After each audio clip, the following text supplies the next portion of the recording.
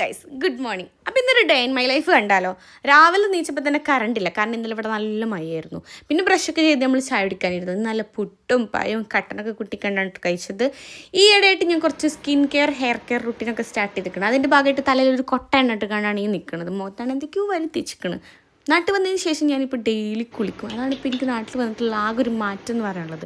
പിന്നെ കുഞ്ഞിക്കുഞ്ഞല്ല ദിലീപ് പറയുന്ന മാതിരി കുളി കഴിഞ്ഞ് നനവോടെ ദേഹത്ത് എന്തെങ്കിലുമൊക്കെ തേച്ചിട്ടില്ലെങ്കിൽ എനിക്കൊരു സമാധാനം കിട്ടില്ല. അതൊന്നുമല്ല, ഇതിൻ്റെ ഒരു മണം ഉണ്ട്. ഇങ്ങനെ ഓരോ സാധനങ്ങൾ വാരി തേക്കുമ്പോൾ എനിക്ക് ഭയങ്കര ഇഷ്ടമാണ്. പിന്നെ ഇടയ്ക്കിടയ്ക്ക് പോയിട്ട് ഈ ഫ്രിഡ്ജ് ഇങ്ങനെ തുറന്ന് നോക്കുക. അതിലൊന്നും ഇല്ലെങ്കിലും എനിക്കിങ്ങനെ ഇടയ്ക്കിടയ്ക്ക് ഇങ്ങനെ പോയി കണ്ട് തുറന്ന് നോക്കണം. അങ്ങനെ തുറന്നപ്പോൾ ഇതാക്കുന്ന നല്ല പൈത്ത ചക്ക കിട്ടി. കുറച്ച് ചക്കക്കുരു സൈഡിലുണ്ടായിന്. പക്ഷെ ചക്കക്കുരു നമുക്ക് വേണ്ട, നമുക്ക് ചക്ക മതി.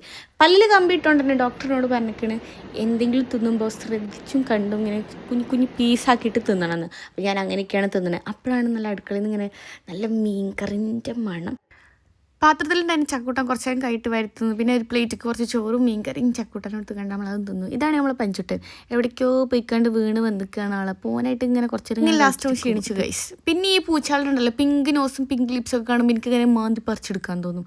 പക്ഷെ ഞാനിങ്ങനെ പുലർത്തി നോക്കുകയാണോ എന്താണോ എൻ്റെ കുഞ്ഞ്. പിന്നെ നിങ്ങൾ വിചാരിക്കും എനിക്ക് ഇവിടെ ഒരു പണിയില്ല എന്ന്. പക്ഷെ അങ്ങനെയല്ല, ഡെയിലി അടിച്ചുവരി തുടക്കുന്ന ഡ്യൂട്ടി എനിക്കാണ്. അത് ഞാൻ നല്ല വെടിപ്പായിട്ട് വൃത്തിയായിട്ട് ചെയ്യും. ഞങ്ങളങ്ങനെ മാങ്ങ വാങ്ങാൻ പോയി.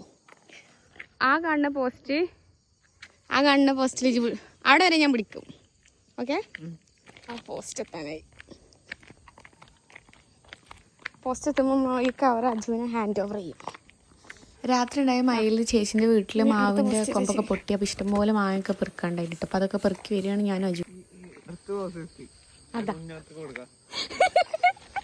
അടുത്ത പോസ്റ്റിൽ നിന്ന് ഞാൻ വാങ്ങണം. ഇതാണ് പോസ്റ്റ്.